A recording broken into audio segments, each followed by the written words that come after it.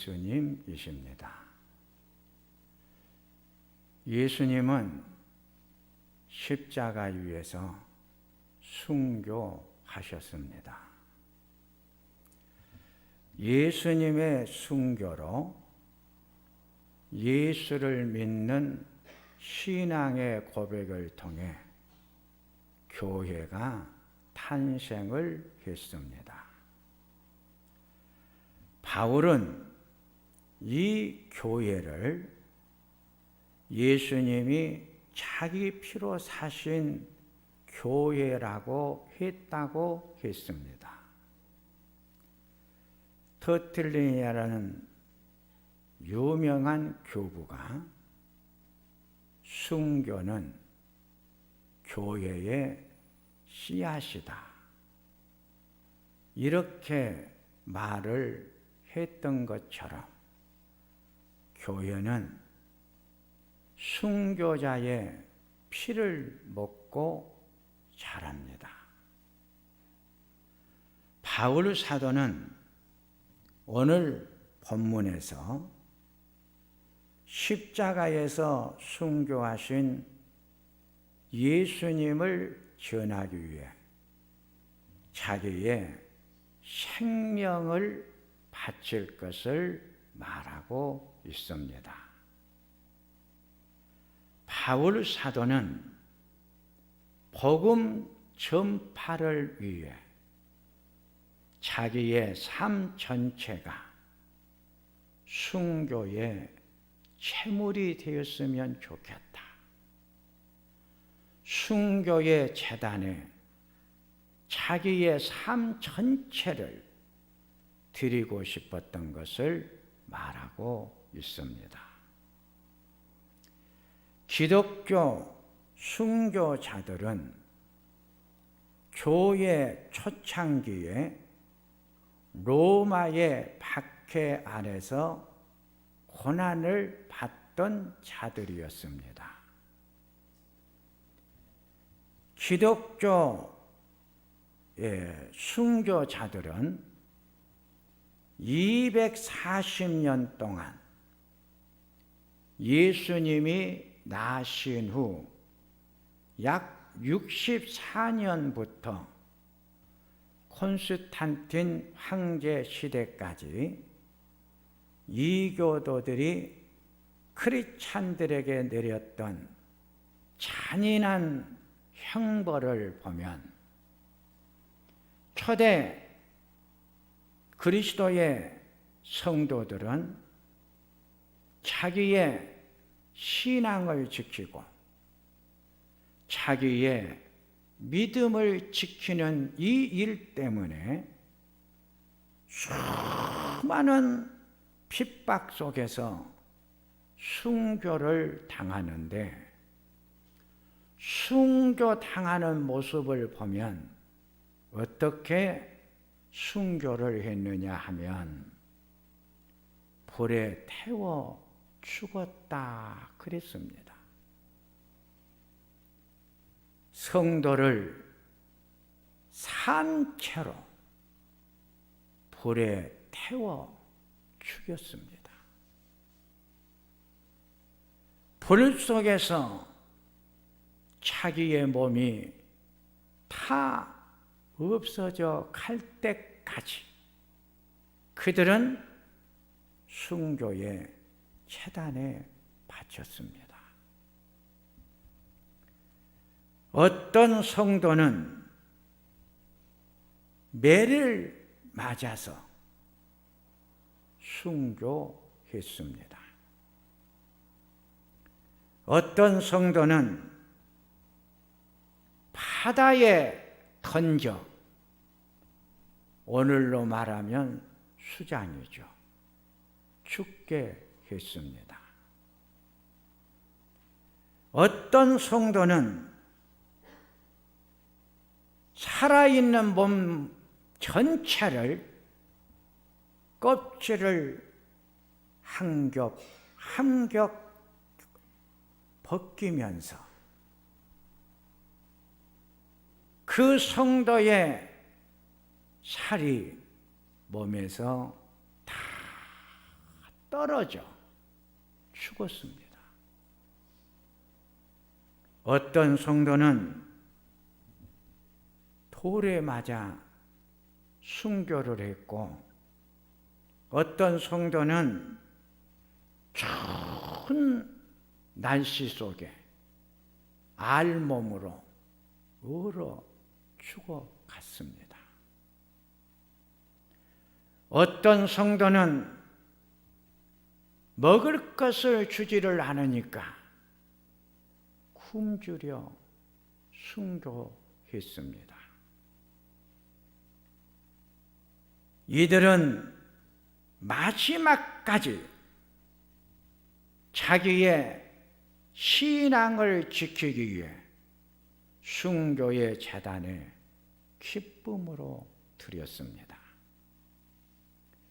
히브리서 11장 32절을 보면 이렇게 믿음을 지키고 신앙을 지키기 위해 순교의 제물이 되어 죽어갔던 사람들의 이야기를 하려면 시간이 부족하다고 했습니다.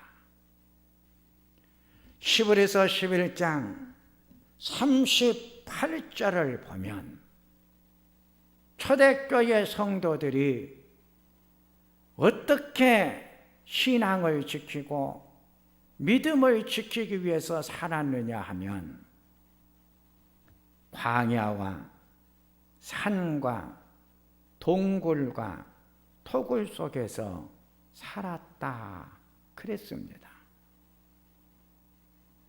성지 순례를 가보면 초대교회 성도들이 신앙을 지키기 위해 땅굴을 파고 살았던 현장을 보면서 우리의 믿음을 돌아보는 시간을 가지게 됩니다. 이런 순교자들을 세상이 감당하지 못했다고 했고, 세상을 이긴 자들이 순교자들입니다. 그러기에 하나님의 교회는 순교의 피가 흐르는 곳이며, 이 피가 흐르는 교회는 금 같은 신앙을 소유한 성도들이 탄생이 되고, 이 성도들이 교회를 지키고 있는 것입니다. 첫째, 복음 전하다가 순교했습니다. 신약 성경에 복음 전하다가 순교한 첫 번째 순교자를 소개하는데, 첫 번째 순교자는 스데반입니다. 스데반은 사도가 아닌 평신도 집사였습니다. 스데반은 사도와 똑같은 맥락에서 복음을 전하는 설교를 했습니다. 사도행전 7장 54절에서 60절을 보면 스데반 집사는 담대하게 구약의 구원의 약속자로 오신 예수를 죽인 자들을 지적을 하면서 설교를 했습니다. 스데반의 설교를 요약하면 이스라엘 조상들이 완악하여 구원자로 오실 것을 예언한 선지자들을 핍박하고 죽인 일과, 당시 유대인들은 그 조상들의 완악함을 그대로 답습하여 오신 예수를 죽이는 죄악을 저질렀을 뿐 아니라 율법을 지키지 않았음을 말하고 있습니다. 유대인들은 구원자로 오신 예수를 영적 무지로 알아보지 못했을 뿐만 아니라 십자가에서 순교하도록 고발을 합니다. 이렇게 설교한 스데반을 산헤드린 공회는 스데반을 죽이기 위해서 그에게 신성 모독죄와 율법 파괴죄를 적용을 합니다. 스데반은 율법에 따라 레위기 24장 12절에서 14절을 보면 성 밖에서 돌에 맞아 죽게 됩니다. 스데반의 순교의 모습을 보면 돌에 맞아 죽어가면서도 예수의 참된 제자의 모습을 보여주는데, 예수님처럼 자기를 돌로 치는 자들을 바라보시면서 아버지여, 저들의 죄를 용서해 달라고 중보의 기도를 드립니다. 스데반의 순교의 결과는 스데반의 순교를 기점으로 초대교회는 박해가 가증이 되었고, 이 박해 때문에 성도들은 흩어지게 됩니다. 흩어지는 도피하는 성도들을 통해 복음이 땅끝까지 확장이 되어져 갔습니다. 스데반의 순교로 복음의 영역이 넓어져 갔던 것이죠. 당시 로마 황제는 복음의 확장을 막기 위해서 성도들을 핍박하고 성도들이 순교의 재단에 채물이 되었던 것이죠. 그런데 스데반의 순교로 그렇게 로마가 복음의 확장을 막으려고 노력을 했어도 흩어진 자들을 통해서 복음은 전 세계화가 될 수가 있었던 축복이 온 것입니다. 스데반의 순교의 결과가 준 가장 큰 축복은 스데반의 순교의 증인으로 있었던 청년 사울이 복음을 알게 되었고, 예수를 만나게 되어 그가 변화를 받아 이방 선교의 주역이 된 것입니다. 순교의 피는 이렇게 열매를 맺게 됩니다. 스데반의 순교의 피는 사울이 바울이 되어 대사도가 됩니다. 바울 한 사람 때문에 이방의 선교의 문이 열려졌고, 복음은 전 세계화로 확장되어져 갔던 것입니다. 개신교 최초의 순교자로 이 땅에 순교의 피를 뿌린 사람은 토마스 선교사입니다. 토마스 선교사는 중국 선교에 관심을 갖고 중국을 갑니다. 중국의 기후가 맞지를 않아 풍토병에 걸려 아내가 몹시 힘들어 했습니다. 토마스 선교사는 아내의 질병을 치유하는 길은 따뜻한 나라가 필요했습니다.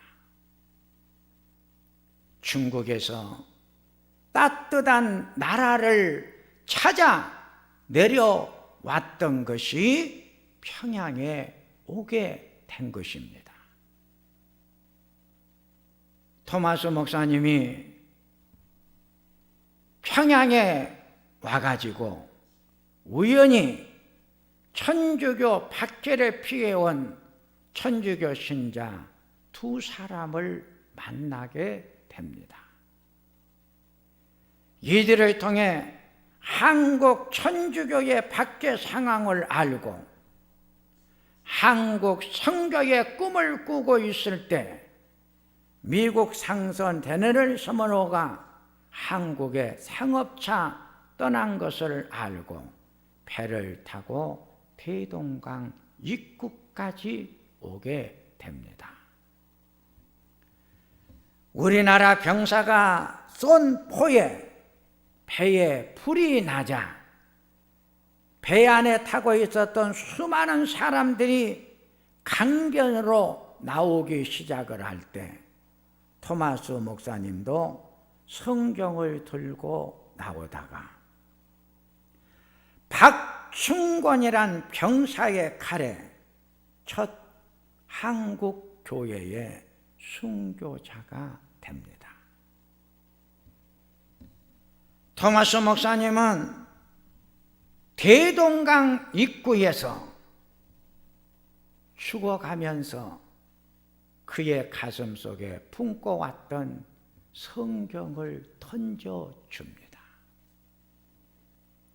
박충권은 토마스가 준 성경을 읽고 만주교회 전도사가 되었고 성경을 벽지로 사용을 했던 박영식이라는 사람의 집은 최초의 평양의 교회인 넉다리골 예배당 터가 되었습니다. 토마스 선교사는 27세의 나이로 대동강에서 순교했습니다. 토마스 목사의 순교의 피가 섞인 대동강 물을 마신 평양 시민들이 예수를 제일 많이 영접을 했고 동양의 예루살렘이 그래서 평양이 되었던 것입니다. 순교의 피는 천도의 열매를 맺게 해 주었습니다. 두 번째, 신앙을 지키다가 순교했습니다. 서문학교회는 사도행전 19장 1절과 10절을 보면 바울 사도가 에베소와 가깝게 있는 서머나를 방문하여 신자들을 만나 탄생이 된 교회입니다. 서문학교회는 황제 숭배를 강요하는 로마의 핍박에 강요를 받고 있었습니다. 로마 황제 가운데 기독교를 가장 핍박했던 10명의 왕이 있었습니다. 두 번째의 핍박자였던 왕이 도미티안 누스라가는 왕이었습니다. 서문학교회는 이 도미티안 누스 왕 때 대핍박을 당하게 됩니다. 요한계시록 2장 9절을 보면 서머나 교회 성도들이 당시 얼마나 많은 핍박을 받았고 환난을 겪었는가를 내가 내 환난과 궁핍을 알거니와 실상은 내가 부유한 자라고 예수님이 말씀해 주는 말씀이 나옵니다. 여기서 환난을 세번역 성경에서는 고난으로 번역을 했고 원어의 뜻은 압박받는다는 뜻입니다. 예수를 믿는 신앙 때문에 사람들로부터 핍박받는 것을 말했습니다. 서머나 교회 성도들은 황제를 믿지 아니하고 황제를 숭배하지 아니하고 예수님을 믿고 예수님을 경배한다고 하는 이 신앙과 믿음 때문에 말할 수 없는 고난을 많이 겪었습니다. 코로나로 지금 교회 다닌 것 때문에 직장으로부터 사회인으로부터 얼마나 우리가 핍박을 받고 있습니까? 한국 교회 역사 이래 지금 교회에 나가고 예배 드리는 일 때문에 얼마나 세상 사람들로부터 핍박을 받고 있습니까? 이렇게 핍박받는 때는 지금밖에 없습니다. 궁핍을 최번역 성경에서는 가난으로 번역을 했습니다. 신앙생활 때문에 직장을 잃거나 재산을 압류당하는 등 경제적 체제로 인해 생활에 어려움을 겪는 것을 말합니다. 어느 교회는 코로나 질병 때문에 직장을 잃어버린 성도가 60명이나 된다는 말도 들어보았습니다. 환난과 궁핍이라는 신앙을 지키기 위해 얻게 되는 종교적, 정치적, 사회적, 경제적 불이익을 말합니다. 서머나 교인들은 자신들의 신앙을 지키기 위해 오는 갖가지 불이익을 감수했던 사실을 말해주면서 서머나 교인들이야말로 신앙인답게 사는 영적 부자들이라고 했습니다. 영적 부자는 경제적 부자, 어떤 권력의 부자가 아니라 신앙의 부자, 신앙 생활의 부자들을 말합니다. 요한계시록 2장 10절에 서머나 교회 성도들을 바라보시면서 앞으로 당할 고난을 두려워하지 말라. 10일 동안 고난을 받을 것이라. 죽도록 충성하라. 그러면 내가 내게 생명의 면류관을 줄 것이다. 여기서 앞으로 당할 고난을 두려워하지 말라. 충성하라. 이 충성은 마지막까지 내 신앙을 지켜라. 마지막까지 내 믿음을 잘 보존하라는 말입니다. 서문학교에는 어떤 시련과 환난과 압력이 들어와도 마지막까지 신앙을 지키며 믿음을 보존하기 위해 순교의 체물이 되었던 폴리캅이라고 하는 위대한 사람이 있었던 교회입니다. 히브리서 11장 25절을 보면 초대교회 성도들이 말할 수 없는 핍박, 환난 속에서 어떻게 신앙을 지켰고 믿음을 지켰는가에 대해서 자세하게 이야기를 하면서 여자들은 심한 고문을 받되 구차히 풀려나기를 원하지 않았다고 했습니다. 얼마나 아름다운 여인들입니까? 자기의 신앙을 지키고 자기의 믿음을 보존하기 위해 구차하게 변명하거나 편질하지 않았습니다.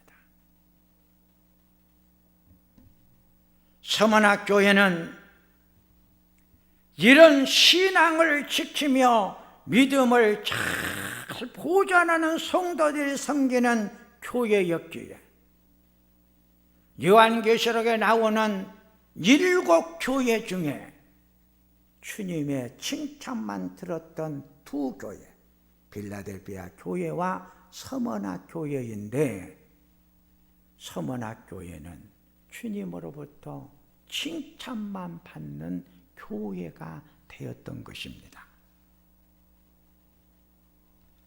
서머나 교회는 이런 순교의 피가 흐르는 교회입니다.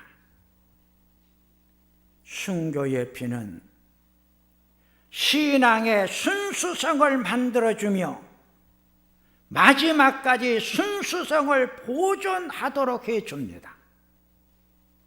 이런 순교적 신앙의 아름다운 유전인자가 우리 교회 안에도 흘러내려가기를 축원합니다. 세 번째, 오늘의 교회, 우리 교회는 순교의 영성이 있어야 합니다. 오늘의 독일이 될 수 있었던 것은 히틀러 치하에서 히틀러를 저항했던 보네포 목사님이 이끄는 고백교회가 있었기 때문이었습니다. 보네포 목사님이 이끌고 있는 고백교회는 어떤 교회였느냐?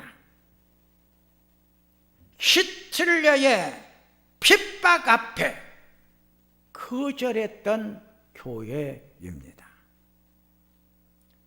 히틀러의 말할 수 없는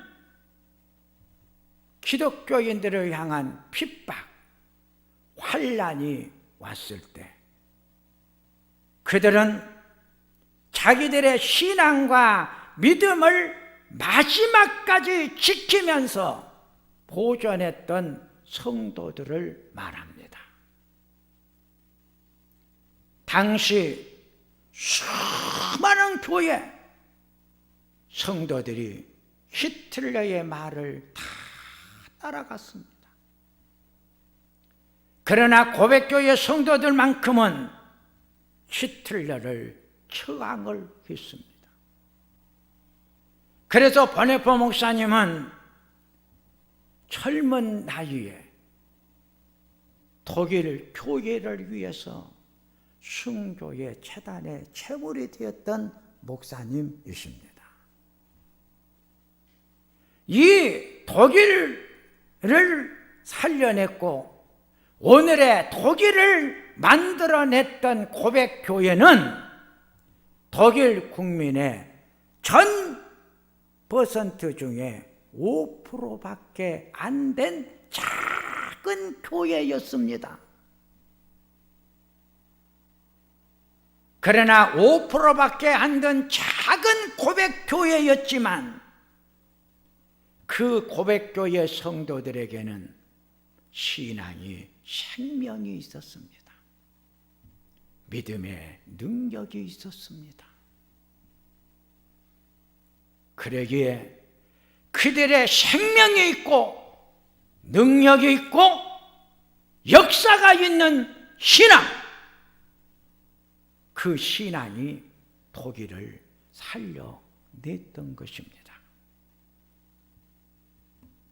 이 성도들이 구루터기 성도들이고 남은 자 성도들입니다. 우리 한국 교회도 순교자의 영성이 있습니다. 순교의 아름다운 이런 영성이 있었을 때 한국 교회는 가장 빛이 났고 민족을 복음화시켰던 것입니다. 한국의 순교의 영성을 만들어냈던 자가 추기철 목사님 아닙니까? 추기철 목사님은 한국교회 순교자입니다.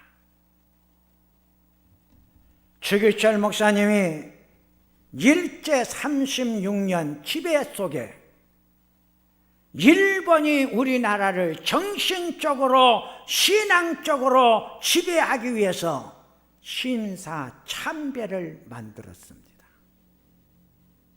마지막까지 신사참배를 거절하고 하나님을 섬기며 하나님을 믿으며 신앙을 지키고 믿음을 지켰던 자, 이분이 추기철 목사님이십니다.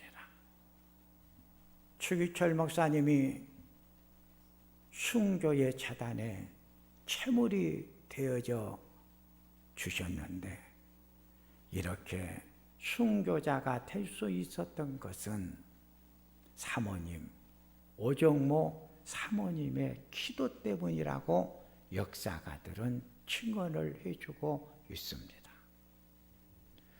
오정모 사모님은 추기철 목사님이 감옥 안에서 머물러 있을 때 하나님, 목사님 감옥에서 좀 내보내주세요. 이런 기도 안 했어요. 하나님, 감옥 안에서 나오지 않게 해 주소서. 마지막까지 감옥 안에 머물러 있게 해 주옵소서. 이 기도는 추기철 목사님이 감옥 안에서 순교의 체물이 되어달라고 기도했던 것이죠. 추기철 목사님을 위해서 오정모 사모님이 하나님 앞에 기도한 두 번째의 기도의 제목은 신앙을 마지막까지 지킬 수 있도록 하나님, 목사님에게 힘을 주시고 능력을 주시옵소서. 일제 현병들 앞에서 행여나 신앙의 변질자가 되어질까 두렵사오니 신앙 지키고 마지막까지 믿음 잘 지키다가 순교할 수 있도록 아버지 도와주시옵소서. 추기철 목사님의 자서전을 읽어보면요, 사람은 다 예감이 있다는 거예요. 마지막 일본 헌병들에게 끌려가는 시간, 이것이 마지막 내가 집을 떠나는 시간이구나. 추기철 목사님이 알았대요. 이제 내가 죽으러 가는구나. 그때 추기철 목사님이 자기 자신도 모르게 발걸음이 떨어지지를 않는 거예요. 그리고 얼마나 두렵던지 목사님이 벌벌 떨기 시작을 하는 거예요. 그때 오정모 사모님이 떨고 있는 추기철 목사님을 바라보시면서, 목사님, 성도들이 보고 있습니다. 성도들 앞에서 무너지지 마십시오. 성도들 앞에서 좀 당당하게 가십시오.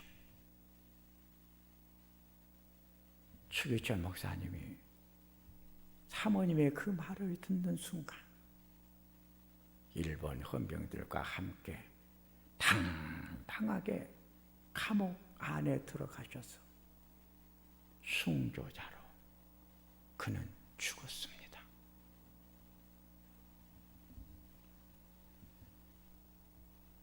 추기철 목사님의 순교의 영성이 한국 교회를 살렸습니다. 오늘 우리 교회도 이런 추기철 목사님의 순교의 영성의 순교의 피, 순교의 재물, 순교의 영성이 속에서 흘러가기를 바랍니다. 이제 말씀을 정리합니다. 예수님의 순교를 통해 교회가 탄생이 되었고,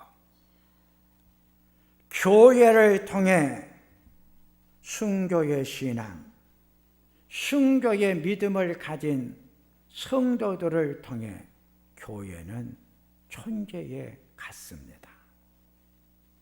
교회는 순교의 영성이 흘러가야 합니다. 순교의 영성은 마지막까지 신앙을 변질시키지 않고 내 신앙을 지키며 내 믿음을 아름답게 보존하는 것입니다. 사랑하는 성도님들이여, 신앙, 믿음은 하나님이 우리에게 준 축복입니다. 내가 하나님을 섬길 수 있는 것, 내가 하나님을 만날 수 있는 것, 하나님의 은혜입니다. 하나님의 은혜와 축복으로 우리는 하나님을 만났습니다. 그 하나님을 믿습니다. 하나님을 섬기고 하나님을 믿는 내 신앙, 내 믿음, 마지막까지 잘 지키고 보존하는 우리 성도님들 꼭 되시기를 바랍니다. 하나님 아버지, 교회는 순교자의 피를 먹고 자라간다고 합니다. 교회의 시작은 순교자의 피를 통해서 시작이 되었고, 교회는 계속해서 존재하는 이유는 순교자의 피가 흘러가기 때문입니다. 하나님, 우리 교회 안에 이런 순교의 아름다운 영성의 피가 흐르게 하여 주시옵소서. 순교적 신앙, 순교적 믿음, 우리 성도들의 믿음이 되게 하여 주시고 신앙이 되게 가소서. 예수님의 이름으로 기도하옵나이다. 아멘.